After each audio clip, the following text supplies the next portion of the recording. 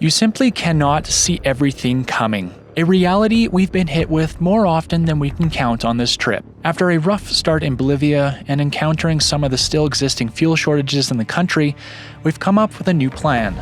Cross into Chile and travel south, then turn back into Bolivia to complete the Lagunas Route, then drive to the Uyuni Salt Flats. What lies ahead of us is a week of travel through Chile along the Bolivian border on an off-road route more than 600 kilometers long and commonly used by smugglers. This week has some serious twists and turns, so buckle up and let's roam.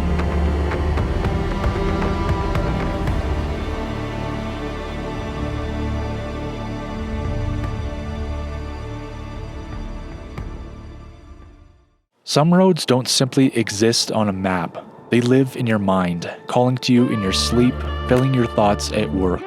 The Pan American Highway, a road spanning the length of North and South America, a 30,000-kilometer road trip through more than 15 countries, is that road for us. Life to us is nothing more than a collection of moments, and we want to fill our moments with adventure. So for 18 months, we'll be driving south from Tucteacta, Canada, all the way to Ushuaia, Argentina. From the Arctic to the Andes, through deserts, jungles, and the unknown, we'll live and wander in our self-built adventure-mobile, seeking stories, chasing landscapes, and redefining what it means to us to be modern-day explorers. This is our journey.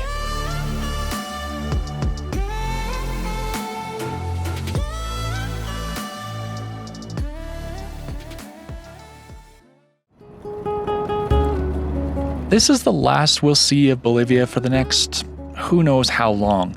As of late, our lives have taken twists and turns that we never saw coming. Life hasn't been predictable in any shape or form. All we have are the best laid plans of mice and men. We're departing Bolivia and heading to the coast of Chile to spend a little bit of time with some friends, get some more van repairs done, and take a breather after our rough start in Bolivia. The promise of waves, sea air, and good conversation where we can understand the language lies ahead. It should be a relaxing time, right? Right? Well, if there's something we're learning the hard way, always expect the unexpected. Wow, it's very official. Yeah.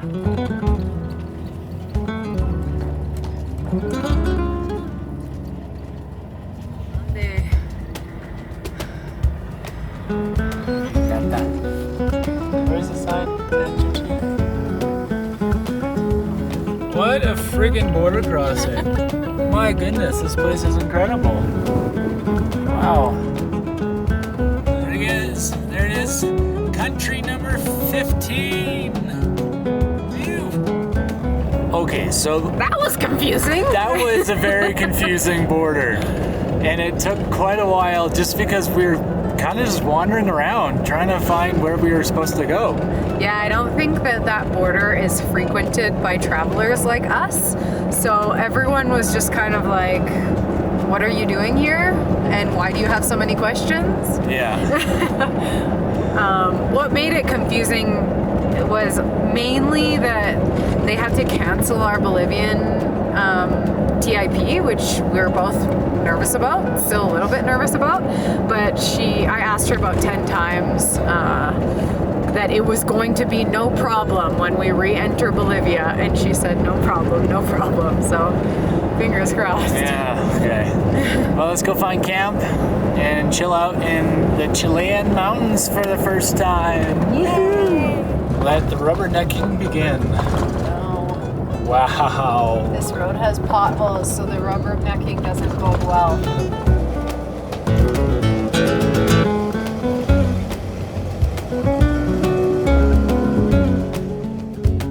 The Chilean Altiplano being as big and sprawling as it is, it didn't take us long to pull off the tarmac and put our wheels on some gravel. This region is littered with roads wandering all over the countryside, so it wasn't hard for us to lock down a gravel route that not only cut off a significant portion of the highway, but also avoided a toll, which is good because we had forgotten to change our Bolivianos for Chilean pesos back at the border. This area is well known for Lago Chungara and is frequented by residents of Arica, but we'd be exploring a slightly different route, one that had a roadside hot spring, and if you know us well enough, you know we love a hot spring.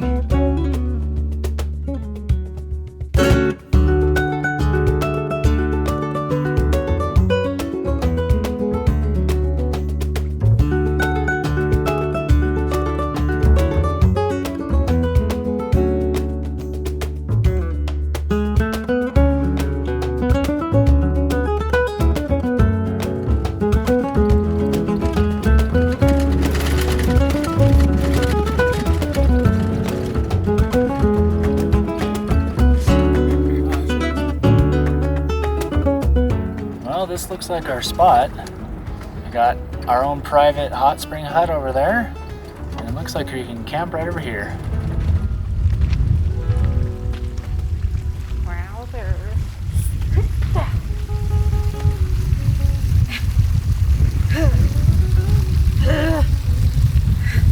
Come in.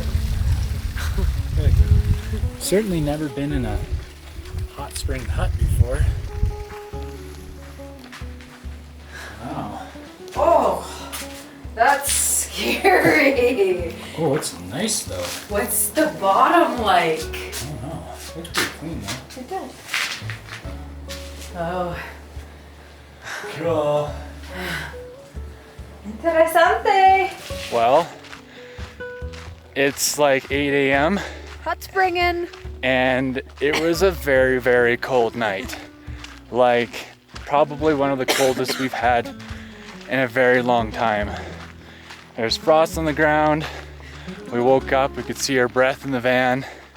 So not being able to get the door closed is probably a contributing factor. yeah, another thing has developed. We can't get our sliding door closed for some reason. So I guess I gotta fix that too before we try and drive anywhere. Oh man, it's never ending. Early morning hot spring time. Not bad. I don't like the house. She doesn't like the house. I wish we could sit in here in the sun. Oh, that's a. Oh! That's pretty. Ouchie. For the cold toes and the cold fingers. Yeah, it's hot. It's okay. It's not that bad. I think your circulation is just, it's just my toes. doing yourself.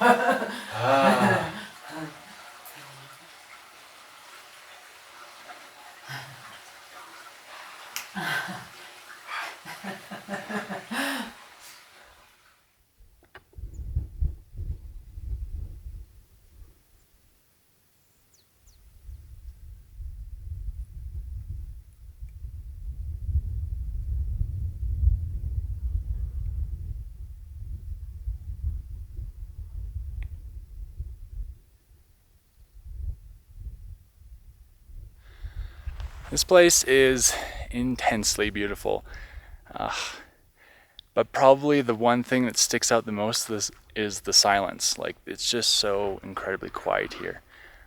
But I also cannot shake the feeling that we're somewhere in Nevada or Arizona right now.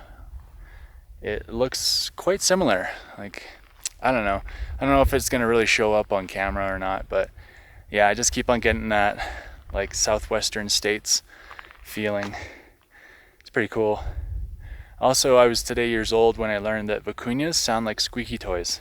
There's a herd of them just down there. You won't be able to see it on the camera, but yeah, they had like this really squeaky kind of, like it's almost a dog toy sound. It's weird. So we've been here 2 nights, 1 day. It's been a couple pretty rough nights. It's blisteringly cold here at night, and then yeah, we're at 4,600 meters roughly. So of course the oxygen is pretty low. But today we're making the 3 or 4 hour drive down to Arica on the Chilean coast to see our friends. So we got a bit of a drive. Let's go.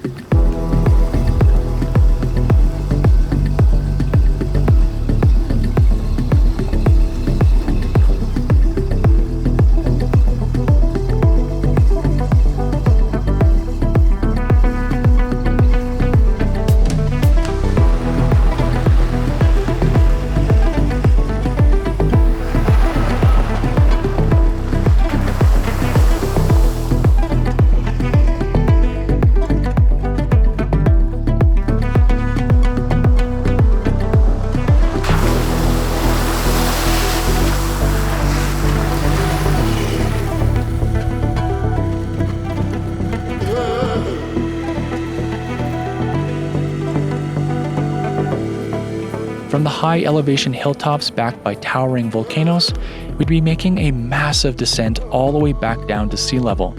From the relatively lush Altiplano, the landscape would morph into a kaleidoscope of alternating colors created by mineral-rich substrates, and then into the matte and color-starved sand mountains of the Chilean coastal desert. Soon, as the oxygen density increased, we'd be breathing easy and old Betty would get all her gusto back. There's nothing really like traveling at elevation to make you appreciate the ability to breathe in an oxygen-rich breath.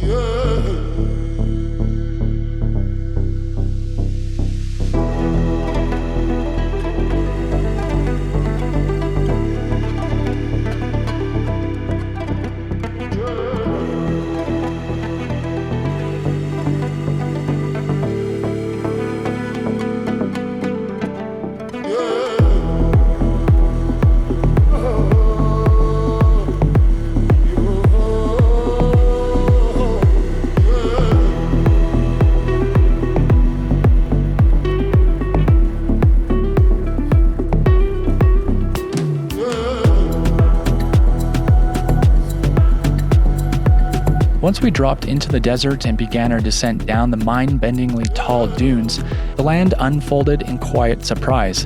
Rounding a bend, a lush green patchwork of farms spread out before us, a living quilt stitched into the earth, standing in stark contrast to the dry, unforgiving desert that held it on all sides.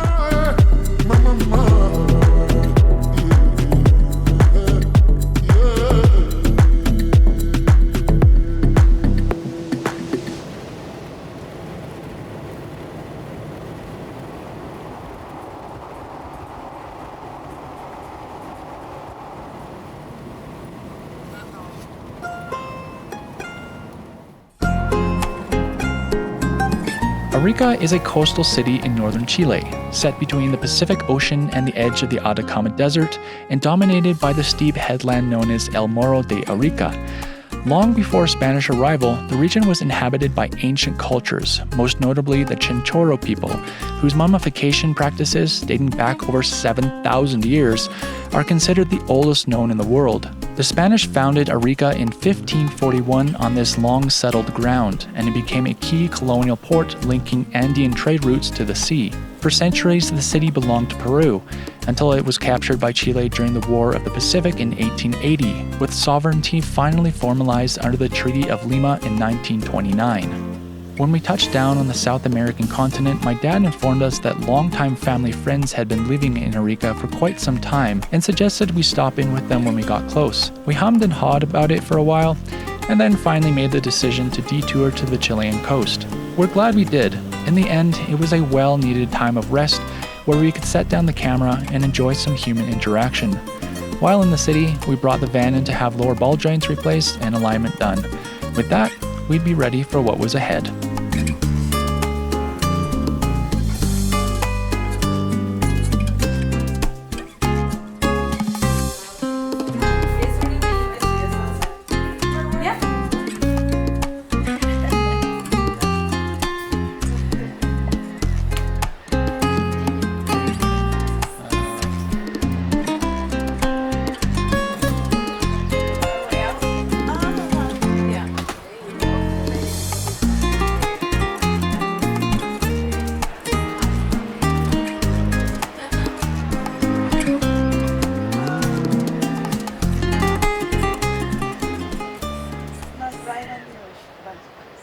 Quick pause there, folks.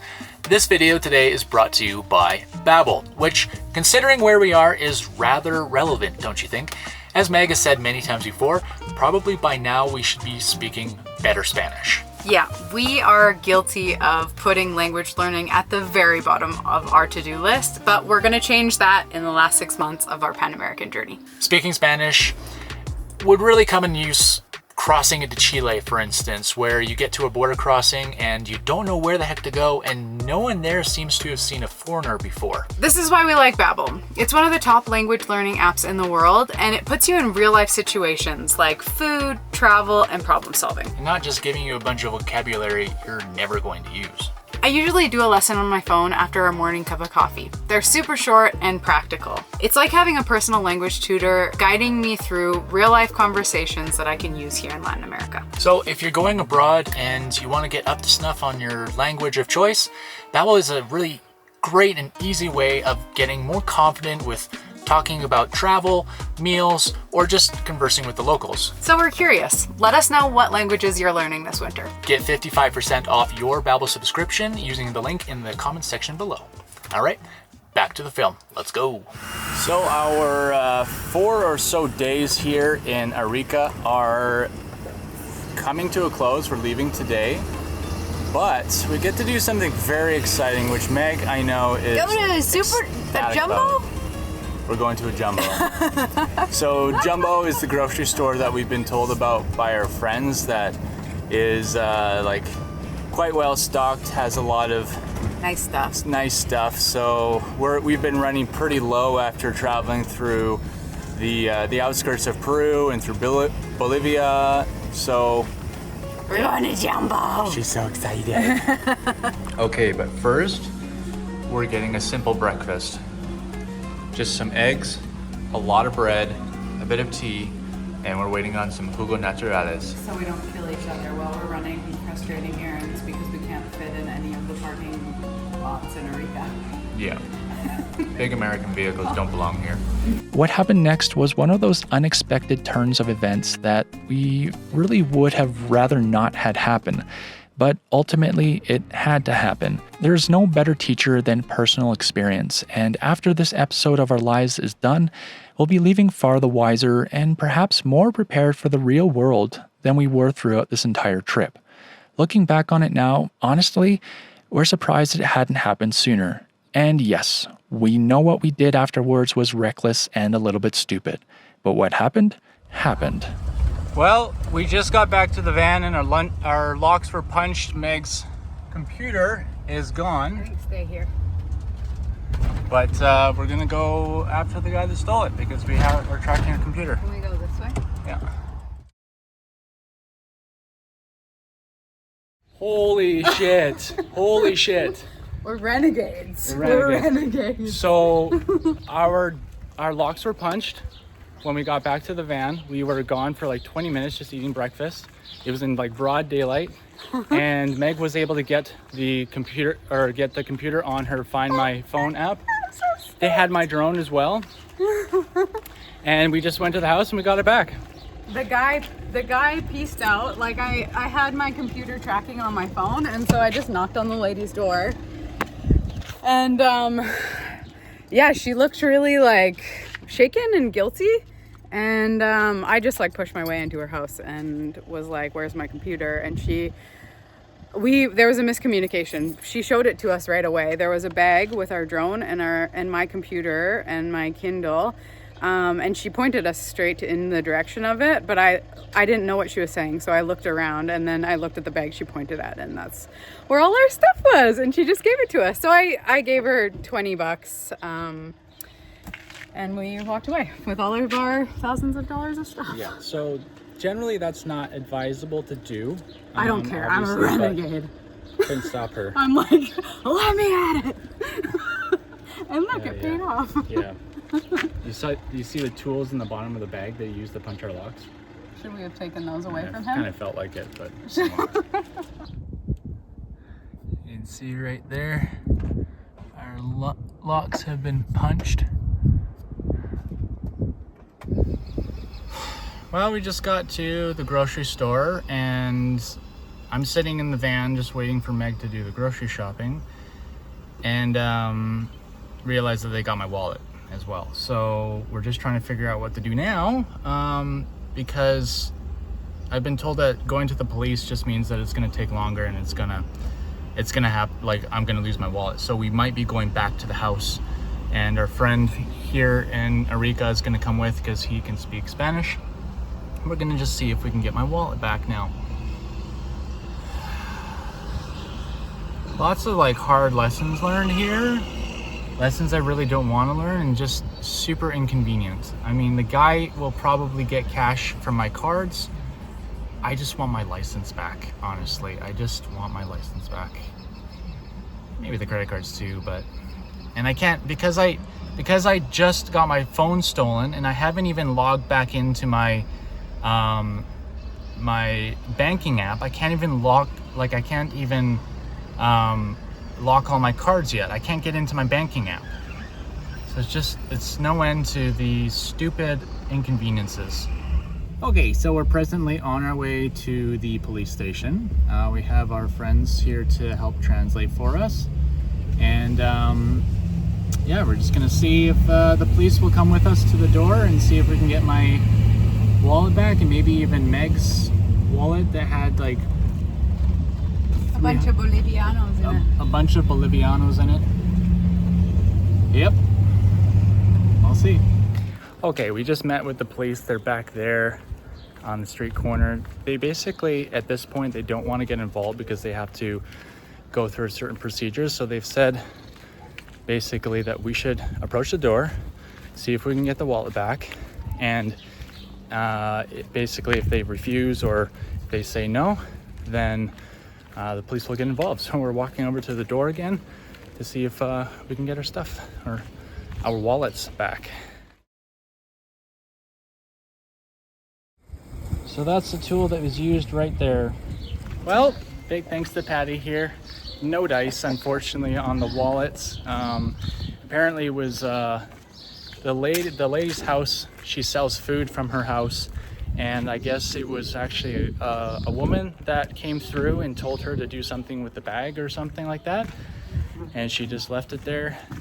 I don't think she was an accomplice. I think she just sells food, and I guess she sells food to a lot of the kind of extranjeros that come through here, meaning people from Bolivia and Peru.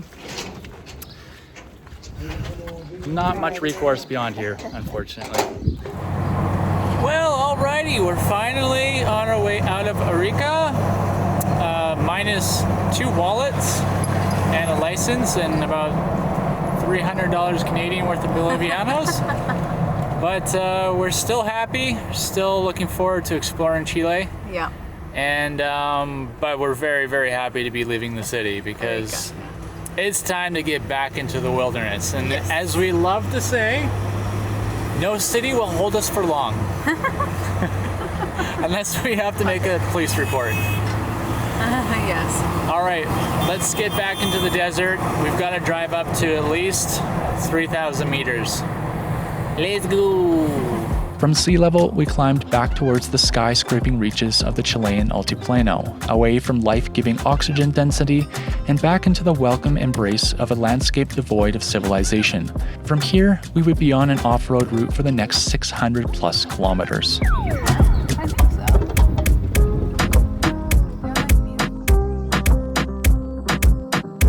We have by now thoroughly set foot within the Atacama Desert, a coastal desert of Chile that extends from roughly around the Chile-Peru border 1,600 kilometers southward. The Atacama is the driest desert on Earth outside the polar regions, and one of the driest places humans regularly inhabit. Parts of its core, especially inland areas between the coastal range and the Andes, have recorded decades and in some cases centuries with virtually no measurable rainfall. In fact, some weather stations have never recorded rain at all.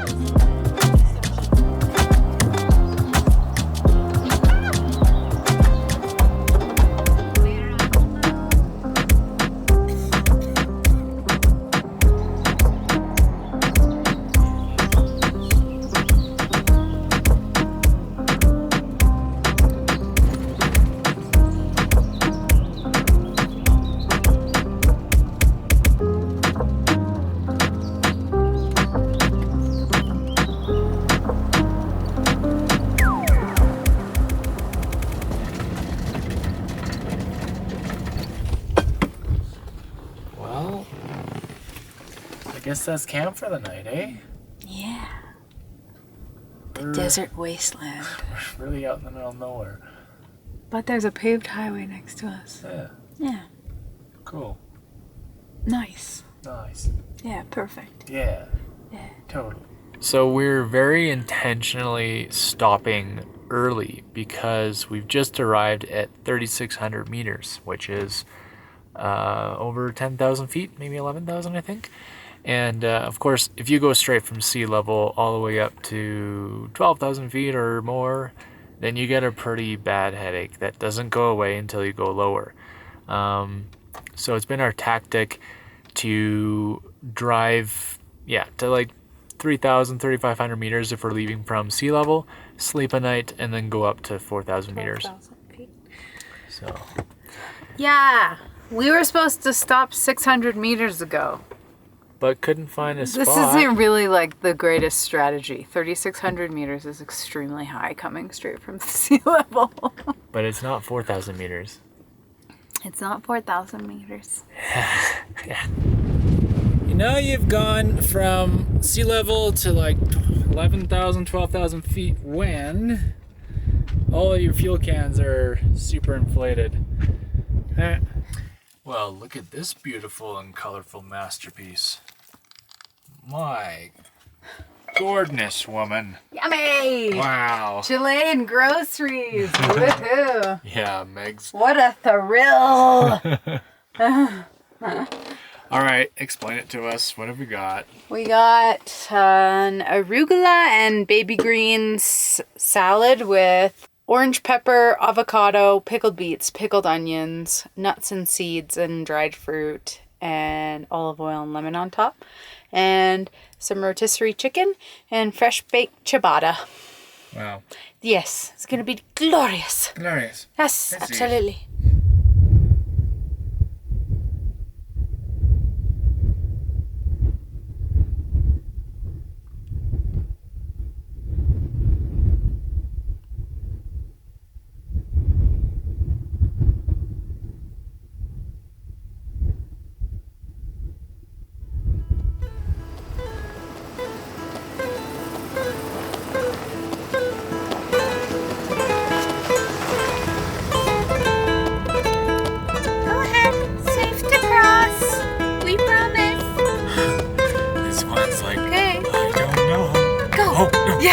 I gotta go, my buddies. With the start of our second day into our route, we were still climbing. Another 600 meters remained before we reached the average elevation of 4,200 meters that we'd be traveling at for the following few days. A month beforehand, our friends Bernie and Coco had driven this route northward. When Meg had suggested we drive through Chile to reach the Lagunas Route, I reached out to our friends for a little more info on what we could expect. We had been told that the route was a fuel desert with no fuel stations for almost 700 kilometers. After that, I mapped the route and we made the required preparations, then sent it. This is the kind of thing that we live for. Oh, it's wearing a necklace.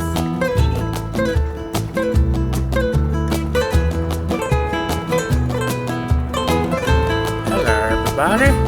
How's everybody doing? You all are very peaceful and nice. My goodness, there's so many of them.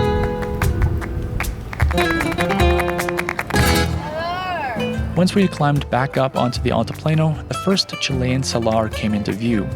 The salars of the Chilean Altiplano are the remnants of long-vanished high-altitude lakes that once pooled between the rising Andes. As the region grew increasingly arid, these landlocked waters slowly evaporated, concentrating salts and minerals layer by layer over millions of years. Fed by snowmelt, groundwater, and volcanic runoff, the lakes disappeared, leaving behind vast salt plains that reflect both the Altiplano's ancient climate and the relentless forces of uplift, evaporation, and, as always, time.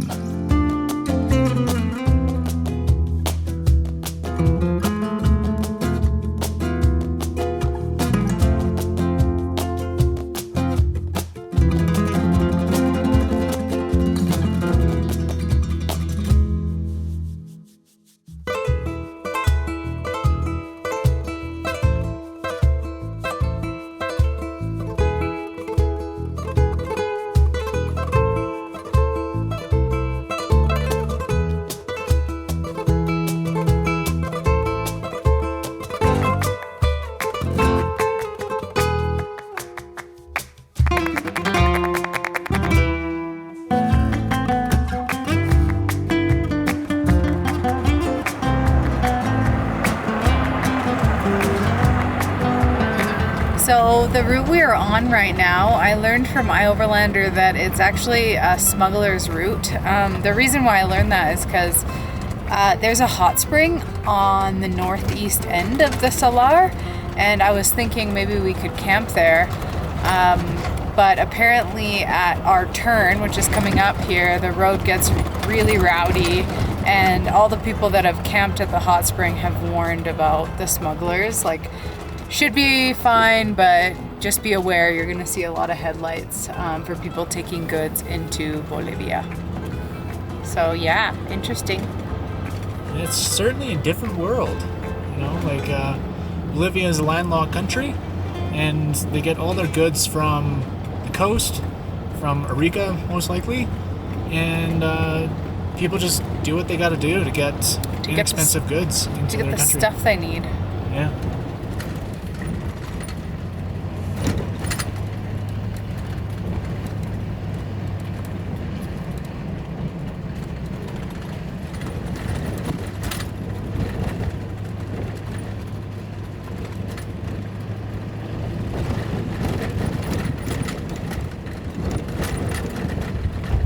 Alright, so since climbing from sea level to, we're at like almost 4,600 meters right now, we have been absolutely guzzling fuel. Guzzling! It's been kind of brutal actually. I've already put 10 liters extra in, and I'm going to be putting another 20 liters extra. Yeah, we're really going through it. But it's flat and down from here, so. Yeah. Also, we got this kind of cheap jerry can. It's an extra 20 liters, which means we have 60 extra liters with us, which is great because we're going to be going back into Bolivia to drive the salt flats. We'll need fuel for that for the Lagunas route, and we'll also need fuel for the Argentina routes. This is going to take a while. No pressure release spout. Yeah. Meg's making lunch right now, and you can see that everything is inflated. It's pretty funny. As well as the ham down there was inflated. Cheese. And the cheese. Wow. Drive, eat, refuel, drive, sleep, repeat. Our lives for the next 500 kilometers through the mountains. Little did we know at this point the extent of this route. It's so easy to look at a drive totaling hundreds of kilometers on a map, but then to go and do it is a completely different animal. The dust, the wind, the rough roads and high elevations all make this kind of adventure a challenging one. But to access these kinds of remote places by vehicle has been a dream of ours from the beginning, and we're finally here, and it's better than we ever could have imagined.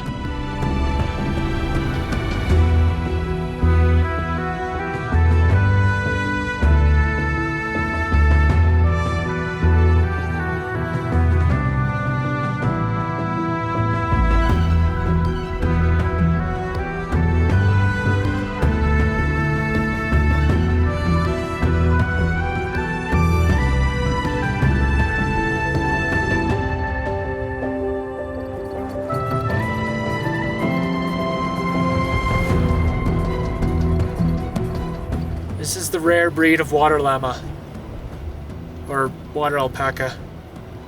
Yeah. Luckily for us, there are short segments of tarmac connecting the long stretches of gravel on this route. Although it requires us to air up tires each time, it serves as a momentary reprieve from the rattling of everything in the van and allows us to really take in the surroundings instead of dodging rocks and ruts all the time.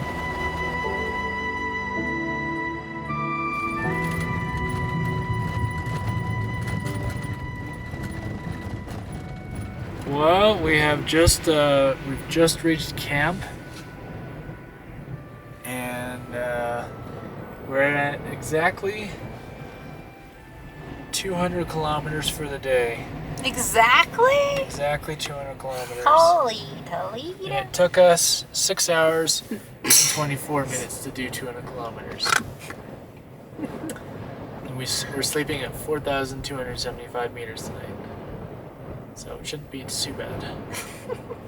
So we don't really want to be on this route forever. And we've got a lot of ground to cover. Like, I think it's something like 748 kilometers on a mix of dirt and gravel. And the gravel definitely takes us a while. And yeah, so we have to kind of choose a goal for the day. And today we chose 200 kilometers.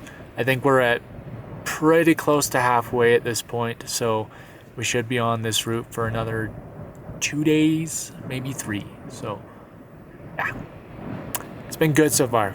Really, really pretty, super remote at times, and it's nice to have the mix of pavement and gravel because yeah, the washboard has been pretty bad today at some points. All right, well, time to settle in for the night.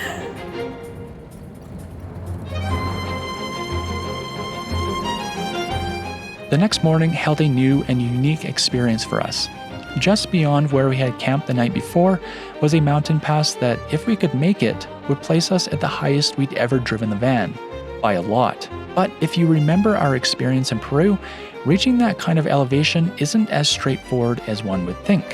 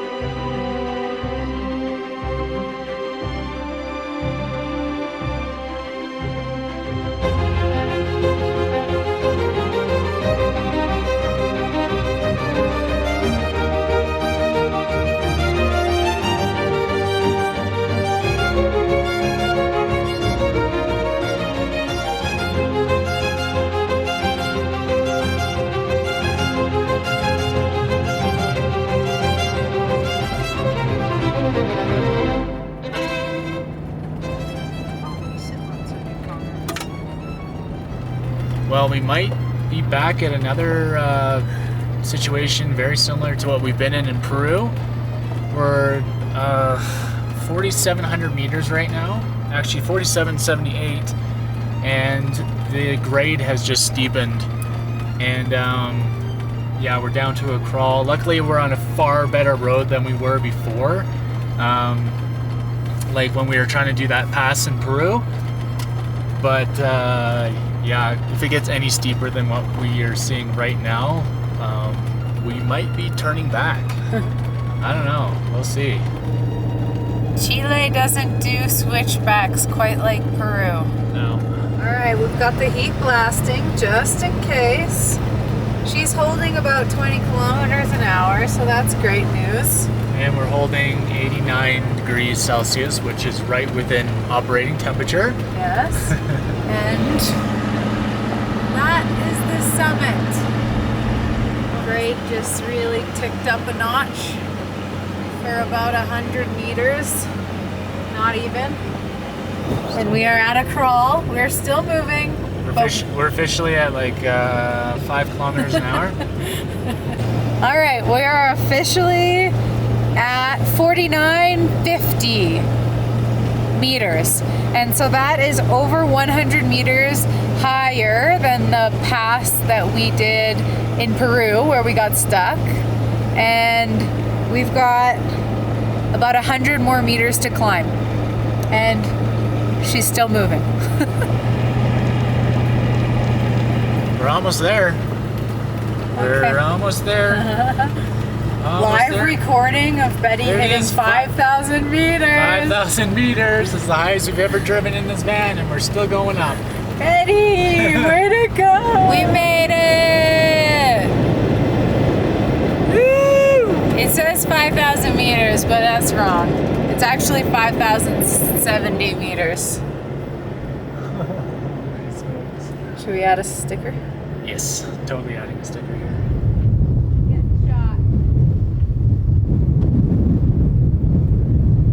And there it is, 5,070 meters.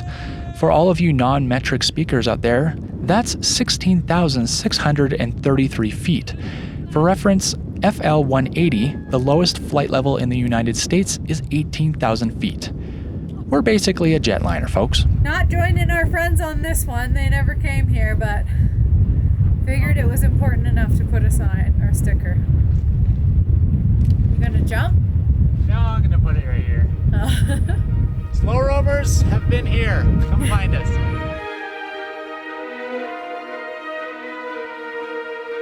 What an experience!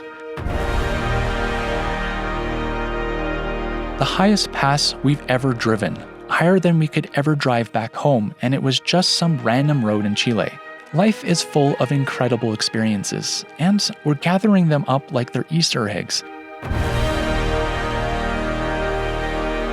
And my goodness, we are so incredibly grateful for this opportunity to be here.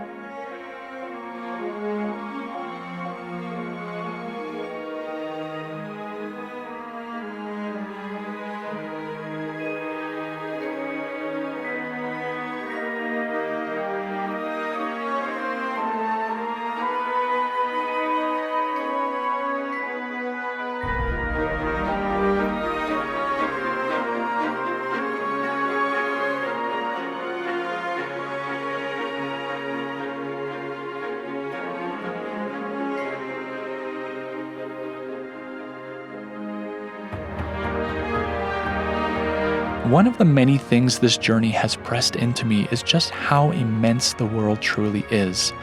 The idea that so much of it still lies ahead, untouched and unseen, feels both humbling and exhilarating. Countless epic landscapes exist simply waiting, not to be conquered, but to be quietly absorbed by the senses. Chile has revealed a beauty so vast that words begin to fall apart under its weight. And we're not even halfway along this route. When you pause long enough to take it all in, the scale of it is almost overwhelming.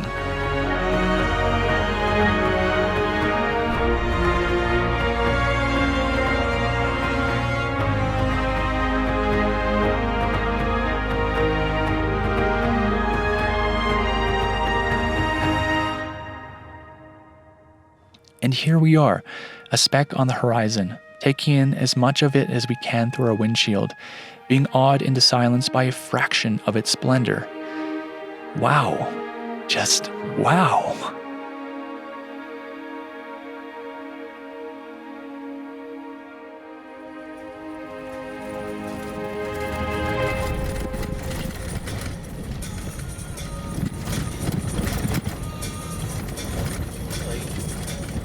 So ever since getting into Chile, we have seen a lot of these like burnt out cars on the side of the road. This is probably getting into double digits now, and I'm not exactly sure. This is my speculation that they are cars that have been stolen in Chile and then they're being driven over to Bolivia to be sold, and they either had some kind of engine issue or ran out of gas or something like that, so they're stripped and then burned on the side of the road so that they can't be identified or used or something like that. But yeah, it's been really interesting to see. We've come across a lot of these kind of wasted, burnt out skeletons of cars while we've been driving this route. Wild and crazy. Lemon jam. Lemon jamma. The amount of traffic on this road is just really astonishing. Man, I think Chile really has a traffic problem. These lamb jams are getting out of hand. I want a sweater in the brown color. Can I get the brown colorway? Yes, thank you. Would you make the wool for us too? Bye. Buddies. Buddies. They're like, no way, buddy. It's like, we don't want to talk to you. You're weird. Please go away. Onward and onward we went. the road continuously stretching ahead of us with seemingly no end in sight. The rattle of the van became an ever-present slurry of sound in our ears, and the smell of dust circulated through the cab all day long. Through our windshield, it was like watching the landscapes of Wile E. Coyote and the Roadrunner pass by. We had just passed the halfway mark, and although we were still making reasonable progress, another 300 kilometers of mixed dirt and pavement at an average of 40 kilometers per hour is a daunting prospect.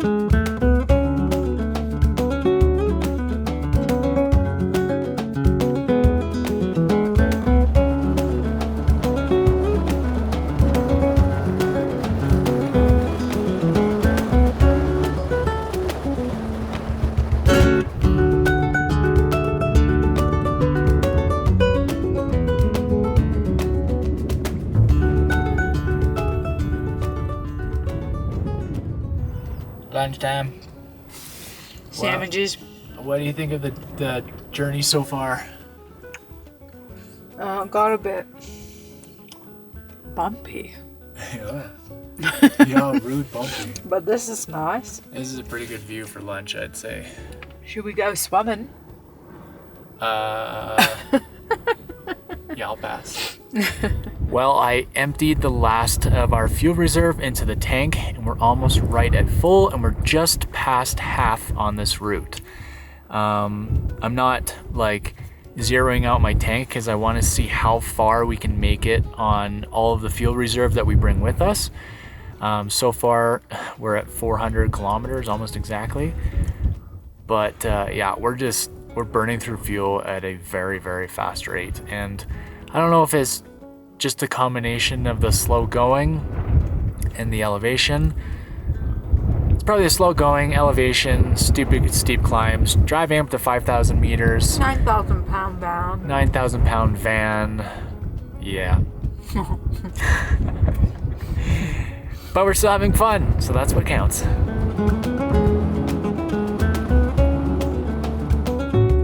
Another thing of note, something you may have noticed already, is how bright it is in this part of the world. The strength of the sun here is second to none. At such an elevation, the UV index is remarkably high, and everything is brutally sun-scorched. Needless to say, we have really no issue making enough power from just our solar panels.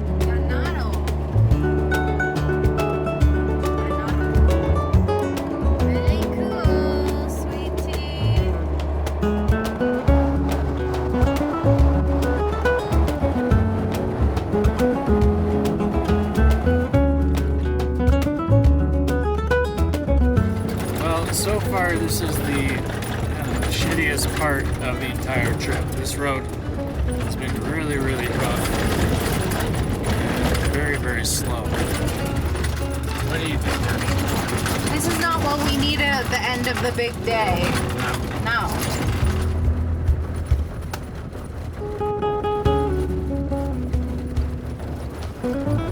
Damn, son. Did you get that? And now the route has turned into something completely different. This isn't even a highway anymore, or like a municipal road. It's like A trail. a trail. Very dusty trail. This is bizarre. It's like deep sand on the side of a very large kind of mountain hill. Antofagasta. Ew. Must be a big region. Well, looks like we found camp for the night.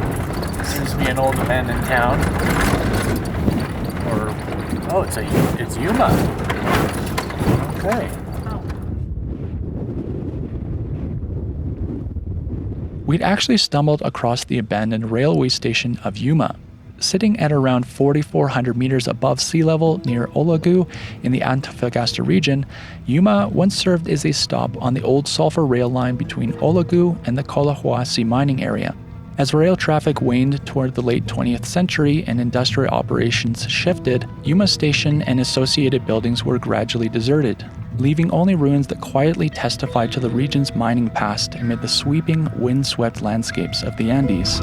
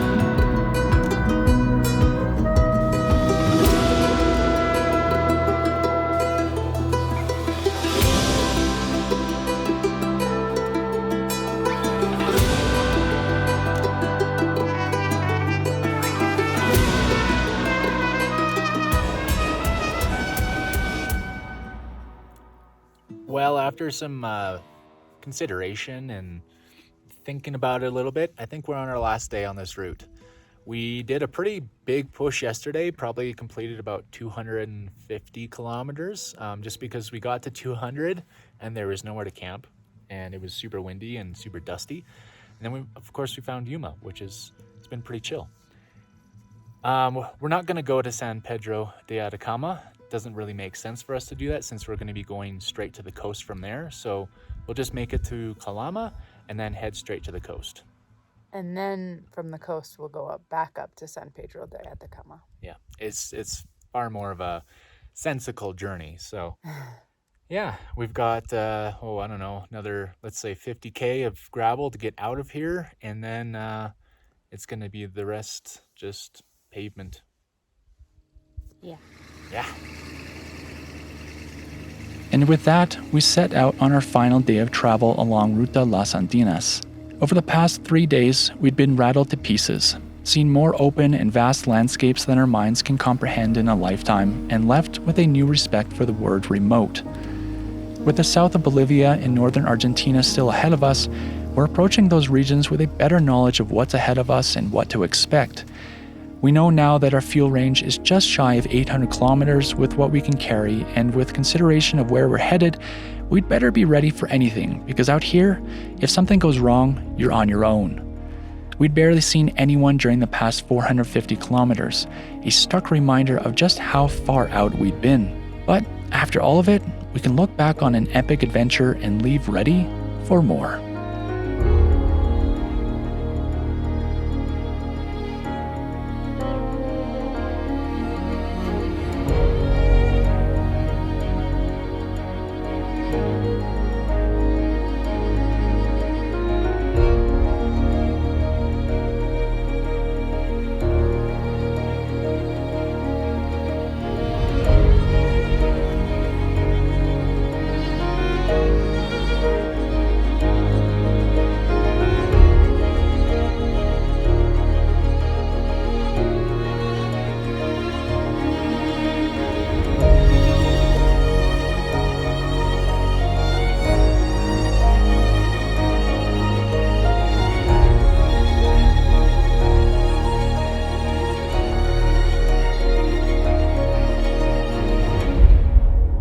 Thank you for being here along with us on this journey. We hope in some way we sparked your curiosity. Maybe you even learned something. At the very least, we hope we showed you a world worth exploring, worth protecting and valuing. Now get out and go on that next big adventure. Make the memories that stick with you, shape you, and change you. Until the next one, keep on roaming. If you would like to see behind the scenes content, get route and camp spot information, or if you'd just like to help support us by putting some gas in our tank each month, you can contribute on Patreon or through memberships on our YouTube channel.